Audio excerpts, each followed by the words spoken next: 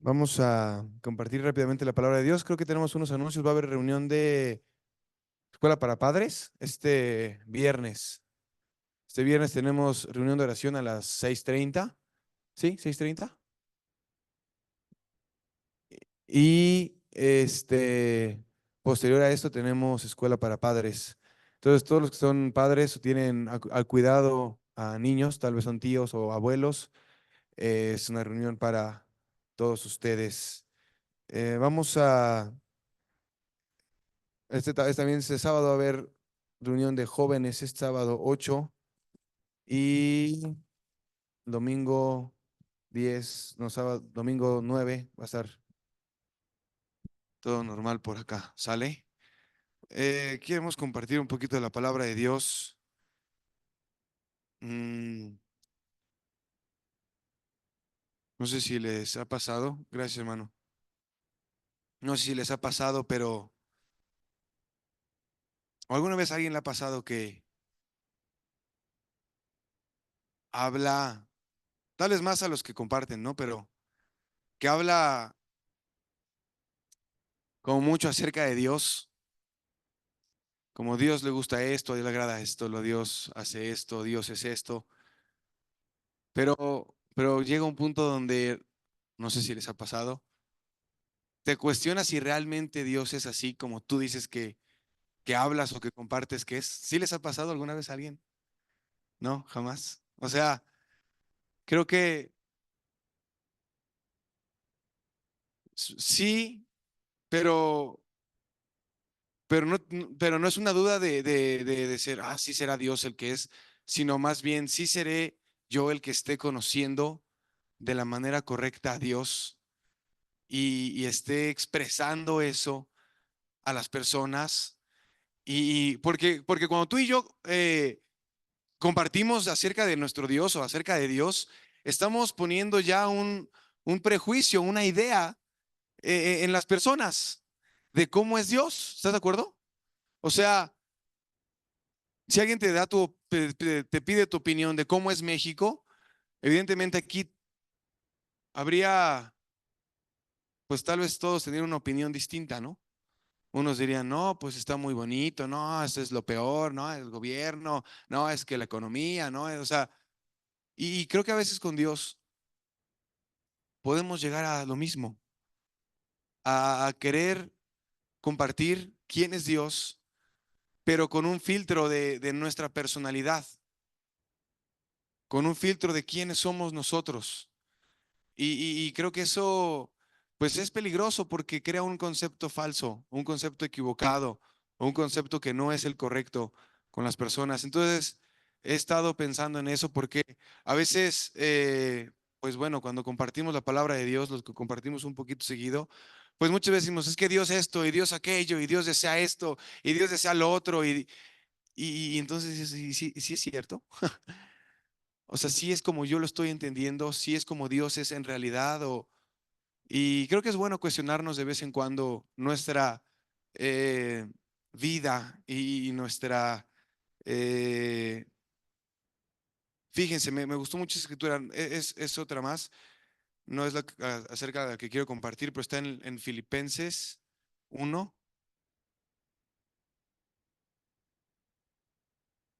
11, pero vamos a leerlo no, hermano Benny es el de TLA, yo soy de NTV. Hermano Benny es de TLA, yo soy de NTV. Reina Valera es de todo, esa es la base, pero me gustó mucho esta escritura. Dice en el 1:11, dice que estén siempre llenos del fruto de la salvación, es decir, el carácter justo que Jesucristo produce en su vida, porque esto traerá mucha gloria y alabanza a Dios. Entonces, la salvación, el ser salvos, no es ese el mensaje, pero quería compartir esta idea nada más. El ser salvos produce un fruto. La salvación produce un fruto y ese es que reflejamos qué? el carácter justo de Jesucristo. Entonces ya ahí podemos decir si es algo real, ¿no? O consistente en nuestras vidas. Yo quiero hablar acerca de la iglesia y acerca de cómo es que Dios, o cómo es que Pablo, mejor dicho, cómo es que Pablo en el libro de los Efesios tiene una revelación tan profunda y tan impresionante, tan gloriosa de lo que significa ser parte del reino de Dios. Vamos a abrir en Efesios 3.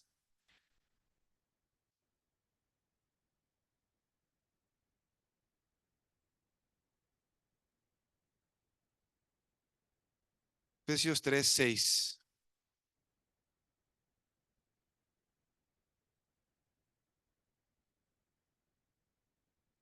Y después lo vamos a leer otra vez en PDT, del 6 al 12. Efesios 3, del 6 al 12. ¿Están allá? Dice que los gentiles son coherederos y miembros del mismo cuerpo y copartícipes de la promesa en Cristo Jesús por medio del Evangelio, del cual yo fui hecho ministro por el don de la gracia de Dios que me ha sido dado según la operación de su poder.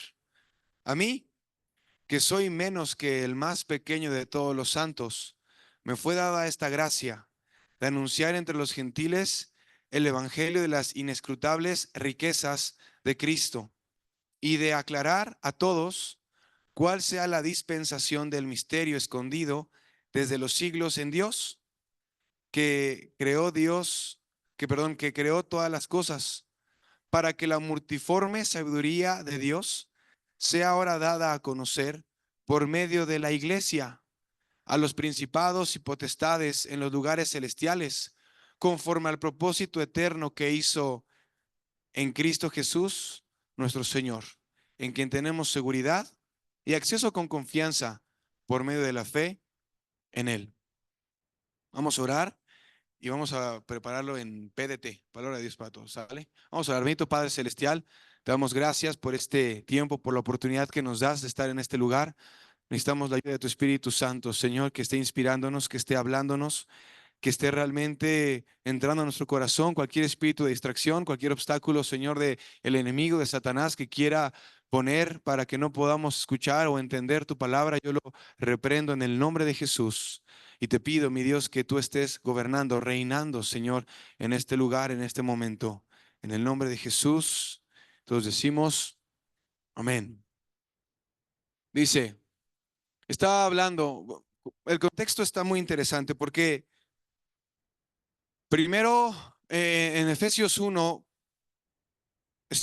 Pablo está explicándoles a los Gálatas perdón, a los Efesios, cómo es que Dios escogió a su pueblo, al pueblo de Israel, al pueblo judío, para ser los herederos de la gloria de Cristo, ¿ok? Para darles esa salvación, para darles esa riqueza. Y entonces está diciendo, miren, nosotros pues fuimos bendecidos con toda bendición espiritual y Dios hizo maravillas, nos hizo nacer, o sea, pero después dice, pero ustedes también, a ustedes también los hizo parte de esas riquezas y los hizo parte de esa gracia y de ese plan. Y la forma en la que ustedes van a saber que son parte también de ese plan es por el Espíritu Santo. El Espíritu Santo es la garantía. El Espíritu Santo es la persona que habita en nosotros, que nos garantiza de que el plan de Dios no solamente fue exclusivamente o exclusivo para los judíos, sino que también es para los gentiles, para nosotros, ¿ok? Y en el capítulo 2 explica justamente cómo es que de dos pueblos, del pueblo de Dios y del pueblo que no era de Dios, Él hizo un nuevo pueblo y que Jesucristo quitó la barrera que nos separaba y que hizo a un nuevo hombre. Y que antes nosotros éramos el objeto de la ira de Dios. ¿Estás de acuerdo con eso? O sea, si Dios tenía a alguien o estaba buscando en alguien a quien descargar su ira, ¿quién crees que era? Yo, tú. Pero las riquezas de la gracia de Cristo Es decir, la abundancia de su gracia han hecho que ya no recibamos esa ira, sino que ahora seamos parte de su pueblo.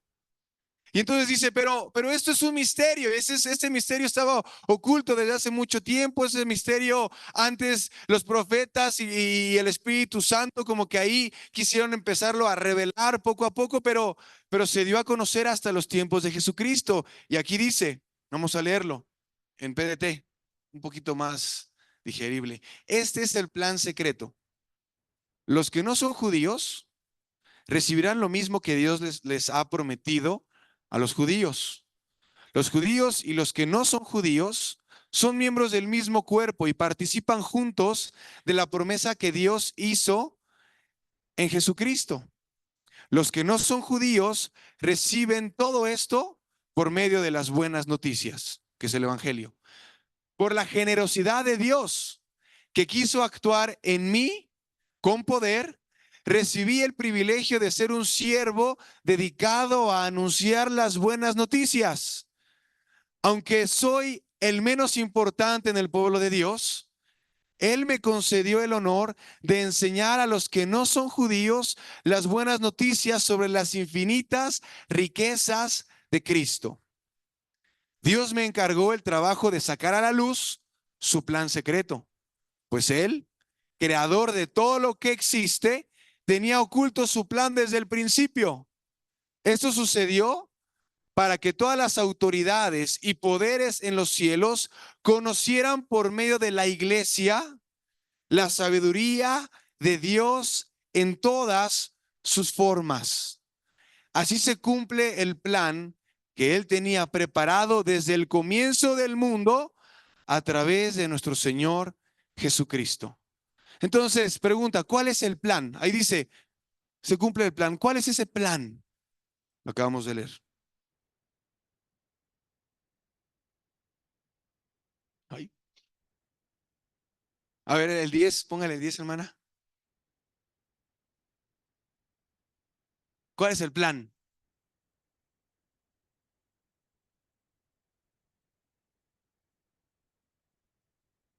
Que todas las autoridades y poderes en los cielos, todas las potestades espirituales, todos conocieran por medio de qué? De la iglesia, la sabiduría de Dios en todas sus formas. Entonces, ¿cuál es el plan?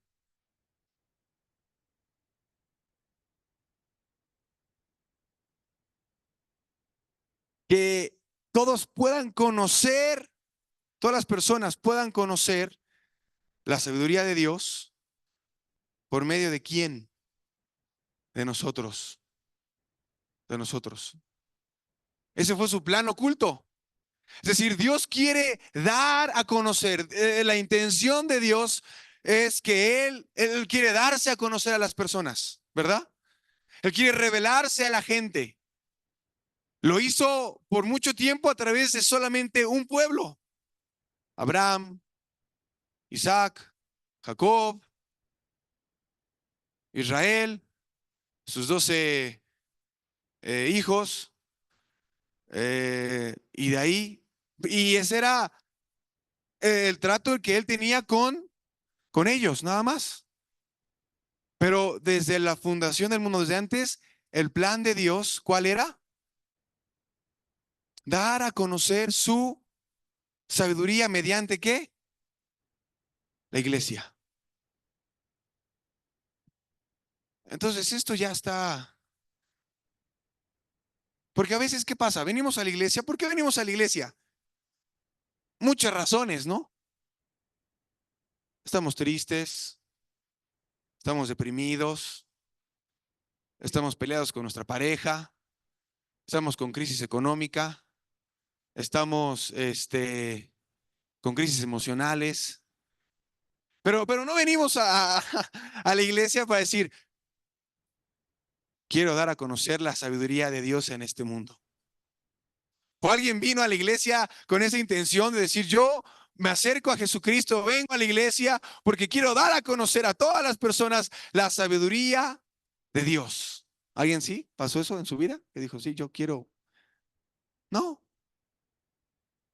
venimos por los estragos y las consecuencias del pecado en nuestras vidas. Y entendemos de alguna manera que el pecado y la maldad y nuestra vida y la condición actual que tenemos es una consecuencia de que hemos ignorado la voluntad de Dios, pero seguimos sin conocer la voluntad de Dios. Y cuando venimos a la iglesia, entonces, pues a veces nos encontramos con muchas expectativas, ¿no? De que todo es perfecto en la iglesia, de que yo voy a sentir como Dios me toca y me levanta por los cielos y voy a volar y de que al día siguiente de que venga a la iglesia mis problemas se van a esfumar. O sea, tenemos ideas, pero el propósito que estaba oculto y que se fue revelando y que Dios reveló es que tú y yo, hermano, mostráramos su sabiduría. ¿A quién? A todas las personas. Ahora, la pregunta importante es, ¿cómo vamos a hacer eso? Sí, predicando el evangelio, pero ¿qué más? O sea, yo voy y me paro ahí en el tianguis y grito, ¿no? O hago lo que tengo que hacer, o hago el evangelismo, o doy un folleto, o lo que sea, o pego una cartulina y la pregunta es, ¿eso ya es que di a conocer su sabiduría? Estamos haciendo una proclamación, pero ¿cómo tú y yo, seres humanos, así como somos, podemos dar a conocer su sabiduría?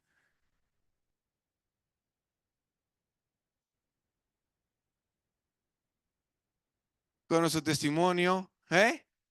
Reflejándolo, ¿ok? Dice aquí abajito dice, miren, por eso yo oro a Jesucristo. Doblo mis rodillas, dice, yo clamo a Dios acerca de este misterio y de este propósito que tengo, yo me pongo a orar. ¿Y qué me pongo a orar? Bueno, dice 16, que Él les dé, conforme a las riquezas de su gloria, el ser fortalecidos con poder en el hombre interior por su espíritu, para que habite Cristo por la fe en vuestros corazones. ¿Ok?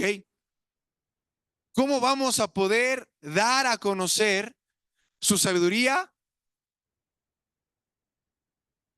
Pero que vamos a orar.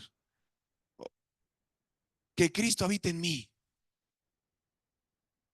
No de una manera teórica, no de una manera religiosa, no de una manera ah, en sentido figurado, de una manera literal. Que Cristo habite en mi vida. ¿Cómo es eso posible? Por su Espíritu Santo. O sea, no se puede de otra manera. Tú no puedes decir, yo, Cristo, te pido, te ordeno, te ruego, vive en mí. No, es cuando reconocemos que somos pobres en espíritu, ¿verdad? Cuando nos duele esa condición interna de nuestra pobreza espiritual y de que todo lo que ha sido porque somos indefensos y que necesitamos a Dios y que necesitamos a Cristo. Entonces Cristo habita y viene a nuestras vidas. Y entonces ahí es en ese momento cuando en verdad podemos no solamente evangelizar o proclamar o pegar una cartulina o decir, sino que la misma persona de Cristo esté en nosotros. Y repito, no teórico, no imaginario, no religioso, sino que Cristo esté formándose en mi interior. Sus pensamientos en mis pensamientos, su corazón en mi corazón, su pasión dentro de mí, su misericordia en mi vida, su vida de oración en mi vida, su vida de consagración en mi vida, su conocimiento en mi vida. ¿Estoy siendo claro? Es difícil, Dices, hermano, yo lo tengo ya dominado. No. Y después el capítulo 4 empieza a decir, miren, y así funciona la iglesia. La iglesia funcionó de esta manera. Jesucristo bajó a las profundidades y después subió y llevó cautiva la cautividad y estando en el trono, estando en los lugares celestiales, repartió dones a los hombres. Vamos a leerlo para que no digan, hermano, tú te estás inventando todo eso. En el 10, Efesios 4:10. El que descendió es el mismo que también subió por encima de todos los cielos para llenarlo todo. Y él mismo constituyó a unos apóstoles, a otros profetas, a otros evangelistas, a otros pastores y maestros, a fin de perfeccionar a los santos para la obra del ministerio, para la edificación del cuerpo de Cristo, hasta que todos lleguemos a la unidad de la fe y del conocimiento del Hijo de Dios, a un varón perfecto, a la medida de la estatura de la plenitud de Cristo, para que ya no seamos niños fluctuantes, llevados por doquiera de todo viento de doctrina, por estratagema de hombres que para engañar emplean con astucia las artimañas del error, sino que siguiendo la verdad en amor, crezcamos en todo en aquel que es la cabeza, esto es Cristo, de quien todo el cuerpo, bien concertado y unido entre sí, por todas las coyunturas que se ayudan mutuamente según la actividad propia de cada miembro, recibe su crecimiento para ir edificándose en amor. Entonces aquí explica cómo funciona la iglesia. La iglesia inició con sus apóstoles, ¿verdad? Jesucristo subió para llenarlo todo y les dio dones. ¿A quiénes se les dio dones? A sus apóstoles primero. Ellos hicieron discípulos. Lo mismo que Jesús hizo con ellos hicieron con otras personas. ¿Ok? Y de esas otras personas que ellos discipularon, a esas personas también, ¿qué crees? Dios les dio dones también. Y esas personas que a las que Dios les dio dones, hicieron más discípulos. Hay un, hay una característica, hay una, no quiero decir condición, pero hay algo que Dios ve para que Él dé un don. Lo dice Pablo, lo dijo Pablo en el capítulo pasado. ¿Qué es eso que Dios ve para que Él le diga, yo a Él le voy a dar un don?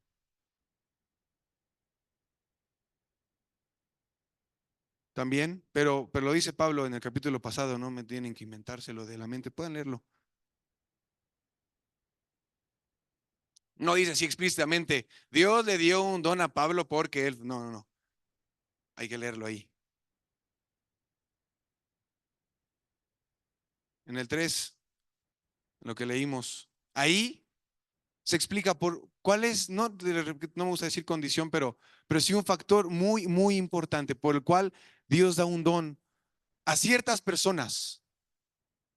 Ahí lo dice Pablo. O sea, no lo dice literalmente, pero lo dice, esa es una razón por las cuales Dios da dones.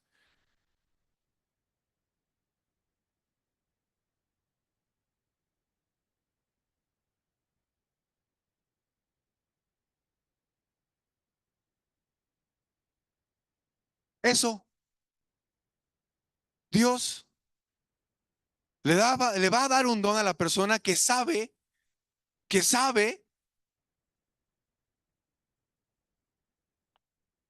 que por sí misma es incapaz de hacer las cosas, que necesita a Dios, que no busca un protagonismo, que no busca las luces, que no busca, miren, reconózcanme, oh, yo he hecho esto. Saulo era así, ¿se acuerdan de Saulo? El que iba en el caballo y reconózcanme, pero Dios hizo una transformación tan profunda en él que dice, miren, yo soy el menor, yo soy el más chafa, yo soy el menos importante dentro del reino de Dios. Imagínate quién está diciendo eso. El que escribió prácticamente 2/3 del Nuevo Testamento está diciendo, yo soy el menos importante. Entonces, para que Dios dé un don a alguien, Él ve eso en el corazón de las personas. Que dice, yo, no. Pero después, acá está lo interesante, pero dice, pero yo les predico y vivo para ellos. Es decir, ya no vive para él mismo, Pablo, ya no vivía para él mismo, para sus propósitos o sus planes o sus sueños o sus metas, sino que ahora vivía porque la intención de la iglesia son dos propósitos. ¿Cuáles son esos dos propósitos? Dice, a fin de perfeccionar a los santos, ¿para qué? Para la obra del ministerio. ¿Y qué más? Y para la edificación del cuerpo de Cristo. Es decir, ¿cómo sabemos que alguien realmente ha tenido un encuentro con Dios y el Espíritu de Dios descendió, entró en su vida, transformó su corazón, transformó su naturaleza pecaminosa? Hubo un milagro de salvación. ¿Cómo sabemos? ¿Qué evidencias hay? Bueno, esa persona quiere hacer dos cosas. Y no él, sino el Espíritu que vive en él. Quiere hacer dos cosas. ¿Cuáles son esas dos cosas? Compartir el Evangelio, continuar con el misterio que Jesucristo inició y edificar su cuerpo en esta tierra. Entonces, cuando venimos a la iglesia y vemos que llegó el invitado, pues llegó por gracia de Dios. Así porque como que nos llueven invitados, pues no nos llueven invitados, ¿verdad? Y, y, y, y hay que entender esto. Llegó, pero quién sabe qué ideas tenga de Dios. Entonces, lo primero que hay que hacer con esa persona es decirle, mira, Dios, Dios quiere hacer un milagro de cambiar tu vida para que ahora tu vida tenga un verdadero propósito, un sentido en esta vida, en esta tierra. Antes de decir, oh, pues es que ven a todas las reuniones, ¿por qué no viniste? Y a la oración en las mañanas y ya estás leyendo la Biblia. No, pues ni entiende, ni sabe, ni conoce, ni le importa. Tiene que encontrarse con ese Dios que transforma su vida, que lo lleva a decir, tú vivías sin propósito y eras el objeto de la ira de Dios, y Dios en su gracia te está dando la oportunidad, el privilegio de darte un propósito, un sentido, una valía, una riqueza que es su reino, dándonos a nosotros, siendo parte de algo glorioso. ¿Me voy a entender? Es mucho más de hacer cosas. Ven a la iglesia, no faltes. Está bien que lo hagamos, pero debemos de llevarlos a ese encuentro con Cristo. Y una vez que está en ese encuentro con Cristo, y una vez que está motivado, y una vez que está inspirado por el Espíritu de Dios, hay que entender algo, porque aquí, y espero que estemos la mayoría ya, hay que entender algo. Dice ahí que nos va a perfeccionar. ¿Qué quiere decir eso? De manera implícita, ¿qué quiere decir eso?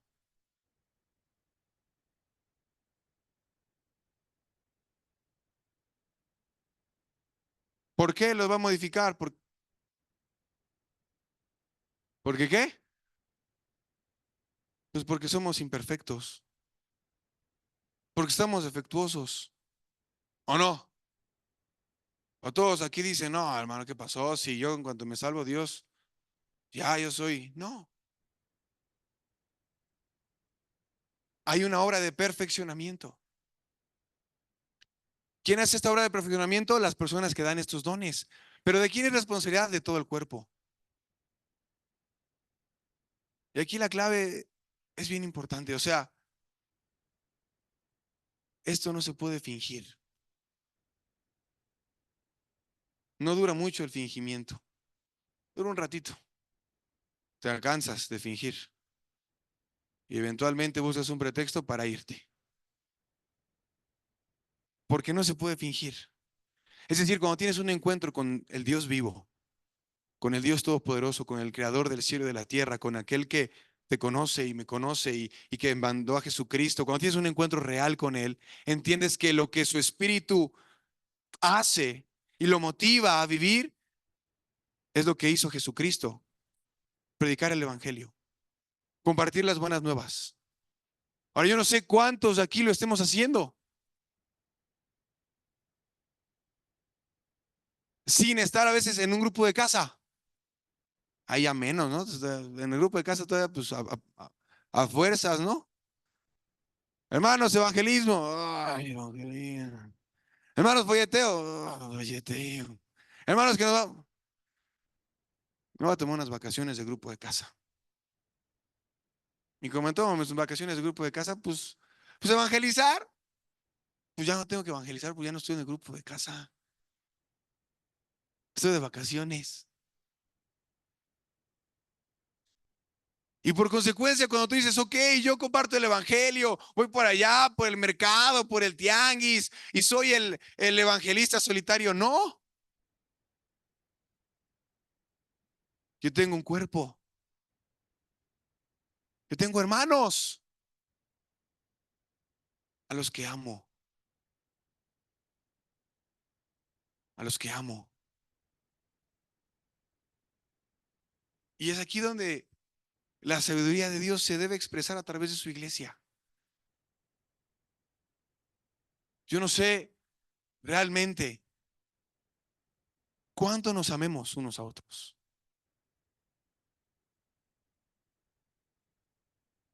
Y es que es bien interesante porque necesitamos ser perfeccionados. Es como, porque a veces actuamos no motivados por el amor, sino motivados por otras cosas. Por ejemplo, yo creo que sucede esto muy seguido en la iglesia. Imaginémonos a dos hermanos de sangre, uno más chico, otro más grande. ¿Ok? El más chico, pues el consentido. ¿Verdad? Entonces su mamá lo apapacha o lo cuida o lo que sea. Y el otro, el más grande, pues nada más ahí los ve como. Y cuando hace algo mal, el chico, ¿quién lo regaña? El hermano grande. ¿Sí o no? Ya, no estés molestando a mi mamá, le dice, ¿no? Pero, ¿por qué le dice eso?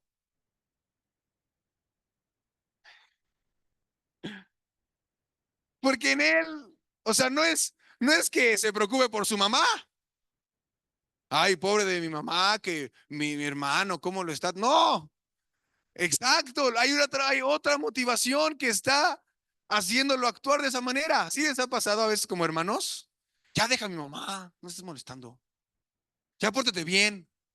No lo estás diciendo porque lo amas, no lo está diciendo porque ama a su hermano, no lo está diciendo porque quiere que su hermano crezca o sea perfeccionado, lo está diciendo porque a él le molesta.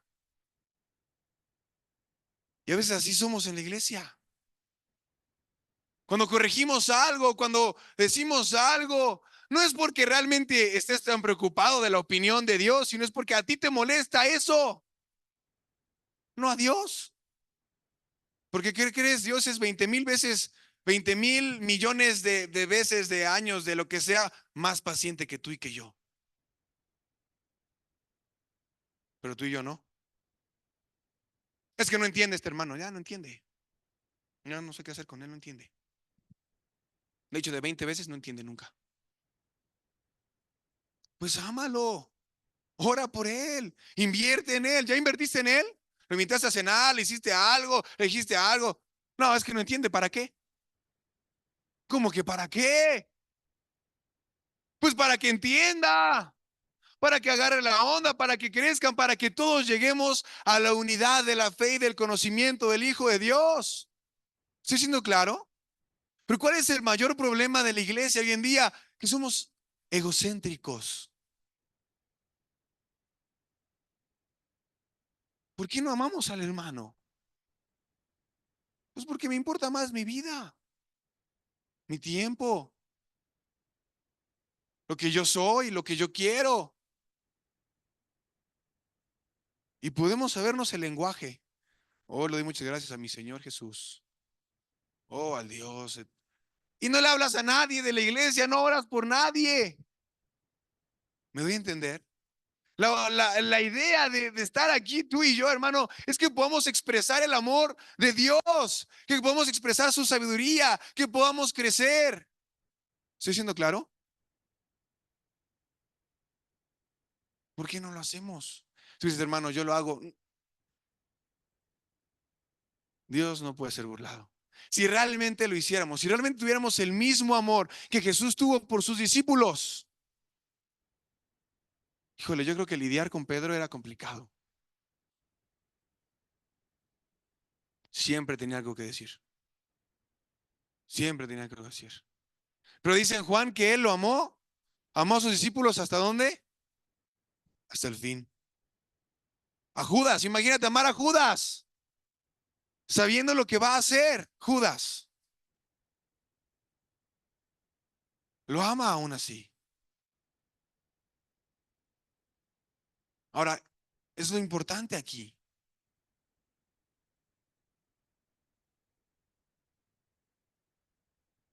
Está mal, está en contra de la naturaleza que no crezcamos.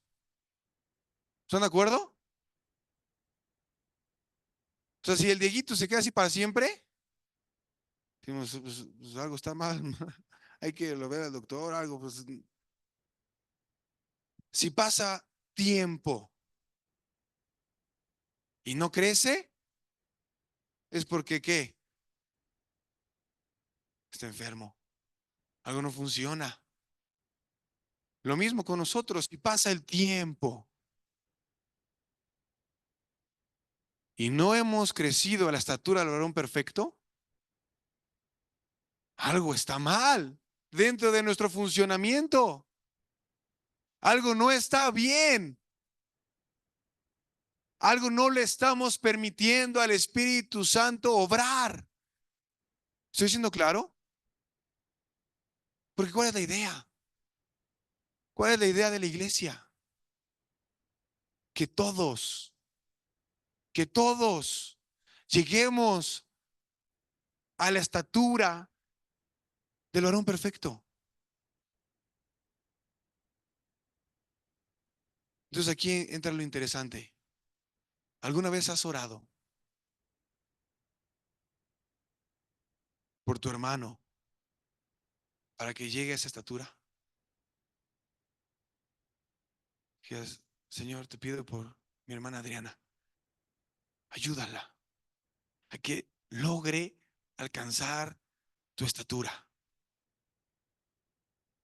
Y realmente orar. No solamente, sí, Señor, te pido por mi iglesia, pero más por mi hijo y por mi primo y por mi necesidad y por mis parientes. No, y están bien mal y pues por mi iglesia también. Y por el mundo, que está tan mal el mundo pero entre nosotros, me estoy dando a entender. Esa es la verdadera expresión de que somos cristianos, de que somos hijos de Dios, de que el carácter de Cristo se está formando en nosotros. Cuando un miembro de la iglesia peca o cuando un miembro de la iglesia está viviendo en pecado, ¿qué está pasando? ¿Qué afecta? A todos. A todos nos afecta. Entonces, ¿qué hay que hacer? Apedrearlo, que se muera, sí, pecador. No. Dice en Gálatas que le restauremos con espíritu de mansedumbre. Porque no voy a hacer que después tú andes haciendo lo mismo que él. Me voy a entender. Yo me pongo a pensar en Dios. en su carácter, en cómo es Él. En como dice Mateo, Él hace salir el sol sobre justos e impíos. Yo me pongo a pensar en su paciencia, en su amor, en su compasión, en su santidad, en su justicia. Y digo, ¿y yo? ¿Cuándo mido al lado de Dios? No, soy muy lejos. ¿Y por qué? A veces, ¿cuál es el problema? Que hemos perdido de vista la riqueza, la gloria, el gran privilegio y el gran honor de ser parte del pueblo de Dios. Hermano, piénsalo de esta manera. El Dios que creó este mundo, el Dios que hizo a este mundo, el Dios que formó todo este universo, está buscando, o más bien tú y yo somos parte de su pueblo. Somos su gente, somos sus personas. ¿Sí lo hemos visto de esa manera o no? Somos sus personas, somos su gente y deberíamos reflejar lo que Él es en este mundo porque tenemos su mismo espíritu. Es decir, lo mismo que inspira a Dios a moverse y a actuar, eso mismo debería inspirarnos a nosotros a movernos y a actuar. ¿Estoy siendo claro?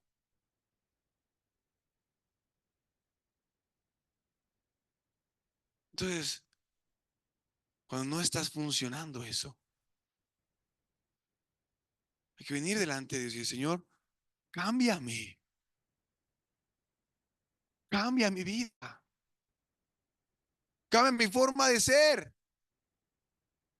Porque al hermano lo regaño, pero no porque lo ame, sino porque lo que está haciendo me cae mal. ¿Me voy a entender? Quiero amarlo. Y lo único que va a producir ese amor va a ser Cristo. Nadie más. Vamos a ponernos de pie.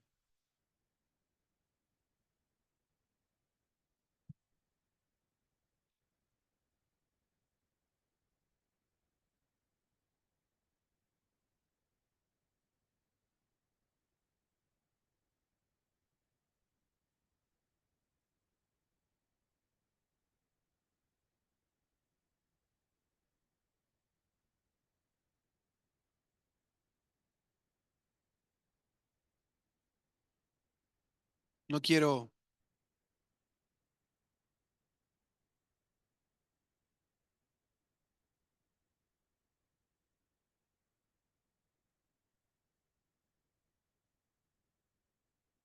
no vamos a hacer un llamamiento, solamente quiero que estemos meditando un poco en nuestras vidas y cuestionándonos cosas.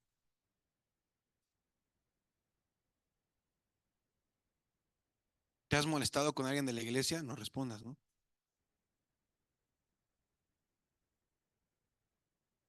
¿Por qué? ¿Porque lo que está haciendo ofende a Dios o porque lo que está haciendo te cae mal a ti?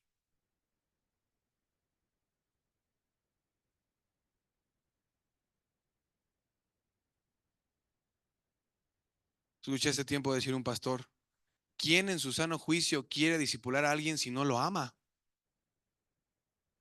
Es un martirio. Imagínate, pasar tiempo con alguien que no amas.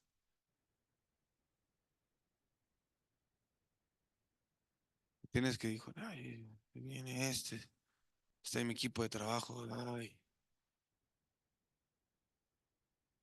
no, Señor, cámbiame, cámbiame, transforma mi corazón.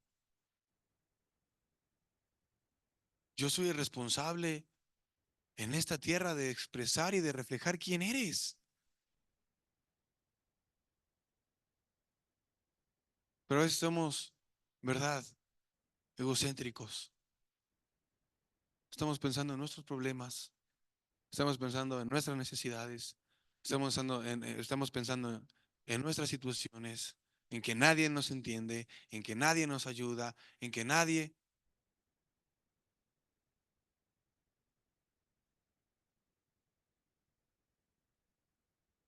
porque el principio es muy simple.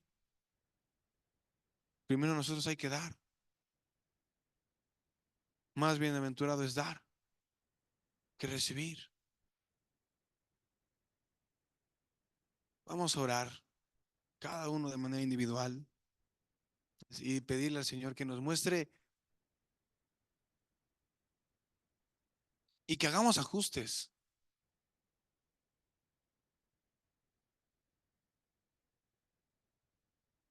Este es mi, no sé si sueño o es lo que yo quisiera ver en nuestra iglesia. Que dijeras, ah, este es hermano. Ese hermano es el que tiene más gozo de todos. Siempre lo veo bien gozoso, lleno de gozo. Nunca lo veo quejándose. Siempre está lleno de gozo. Ay, mira ese hermano. No, ese hermano siempre tiene una palabra que bendice, que edifica.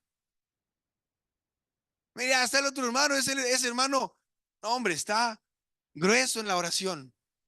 Siempre está orando, me reta, me inspira. Y que no digamos, ay, esta es hermana, la que nunca le habla a nadie.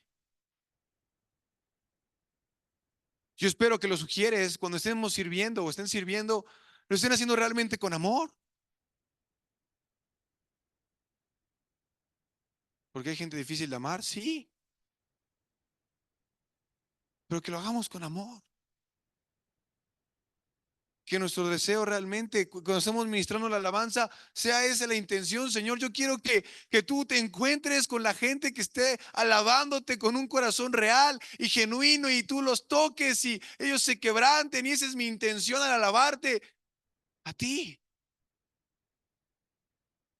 Mi intención al predicar este mensaje, estaba pensando y pensando, es que realmente ame a la gente que está escuchando este mensaje y me importe su vida, cada uno de ustedes. Y yo sé que estoy muy lejos. Es por eso que necesitamos de Dios. Vamos a orar, cada uno de nosotros. Ahí donde estás, no vamos a hacer un llamamiento de altar, pero haz compromisos.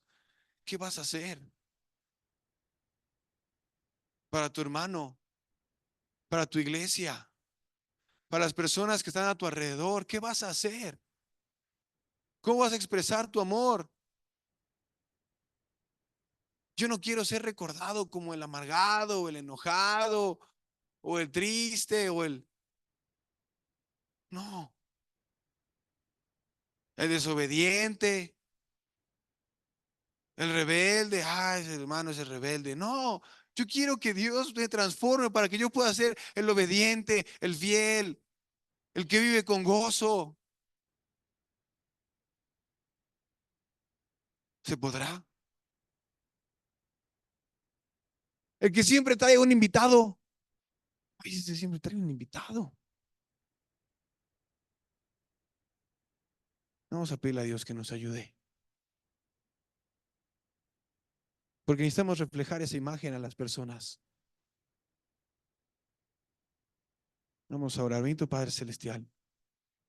Tú nos conoces, a cada uno de nosotros. Tú sabes quiénes somos. Señor, delante de ti yo no puedo esconder nada. Tú conoces mi motivación y tú has estado trabajando con mi corazón,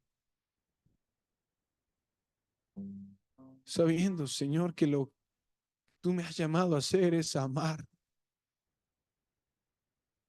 tal como tú me amaste a mí. Señor, te pido que tu Espíritu Santo empiece a morar y a tocar y a incomodar a cada uno de nosotros, sacando, mi Dios, nuestro corazón y todo el egoísmo y todo la carnalidad o todo lo que haya dentro de nosotros que está mal. Límpianos. Solamente tú lo puedes hacer. Nadie más.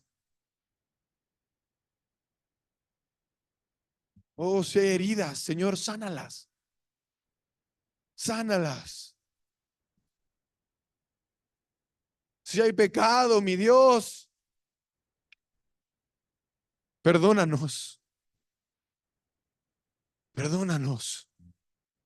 No queremos ser un pueblo sucio. No queremos ser un pueblo indigno. Queremos ser un pueblo santo. Ayúdenos a amarnos entre cada uno de nosotros, Señor.